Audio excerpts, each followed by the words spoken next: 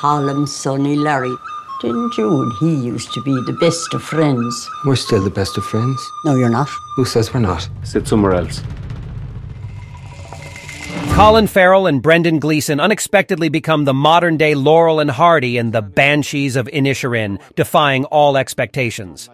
This delightful comedy, helmed by the brilliantly offbeat Martin McDonagh, showcases their remarkable chemistry and virtuosic performances, reminiscent of the early 20th century masters of comedic exasperation. True to McDonagh's style, the film blends mortification with exasperation. It opens with a breathtaking aerial view of the idyllic Irish island that lends its name to the movie, showcasing lush greenery under a pristine blue sky, a departure from Ireland's typical weather, placing the film in the realm of fantasy. Accompanied by Carter Burwell's evocative score, we are introduced to Pádraic, Farrell, a contented milk farmer who shares a humble cottage with his sister. Pádraic's daily routine includes visiting his old friend Colm, Gleeson, at precisely 2 o'clock. However, a passing remark from Pádraic's sister hints at an impending change in their relationship. "Maybe he just doesn't like you anymore," she sarcastically remarks. Still play the fiddle with 4 fingers, I bet ya. Go on back to your own gang now, Pádraic. And talking to me, are you? Why aren't you talking to Pádraic no more? That wouldn't be a sin now, would it, Father? No, but it's not very nice either, is it? Do you know who we remember for how nice they was in the 17th century? Who? Absolutely no one. Yet we all remember the music of the time. Everyone to a man knows Mozart's name. I don't, so there goes that theory. This unintentional prophecy becomes reality when Colm starts rebuffing Pádraic. Through several conversations, it becomes clear that Colm finds Pádraic dull, and indeed, Pádraic's conversation is limited, albeit amiable, believing he has more worthwhile pursuits, such as composing songs on his fiddle. Colm's confessions at the island's church reveal his despair, which eventually escalates. Set in 1923, the film alludes to the guns fired on the mainland during Ireland's Civil War.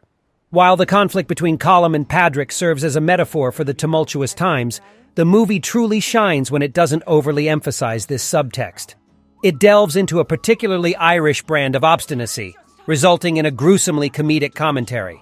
For instance, Colm warns Pádraic that if he persists in talking to him against his wishes, he will cut off one of Pádraic's fingers. Considering Colm's love for fiddling, this threat is a drastic measure, worse than cutting off one's nose to spite their face. As fate would have it, Colm follows through with his threat when Pádraic confronts him again. One of McDonagh's clever tactics is to initially align the viewer with Colm, making one wonder why Pádraic can't just leave him be. Some of Colm's arguments hold merit, and while Pádraic may be better off without Dominic, a boorish police officer's son who makes him seem sophisticated by comparison, sometimes life throws you such curveballs.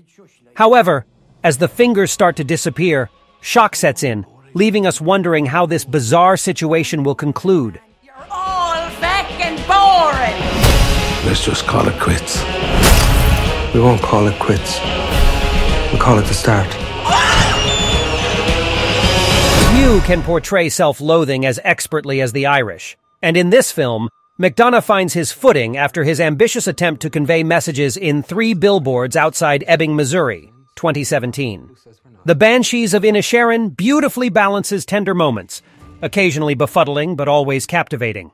Colm's unexpected acts of care towards Pádraic, especially after the latter suffers a beating from Dominic's despicable cop father, add depth.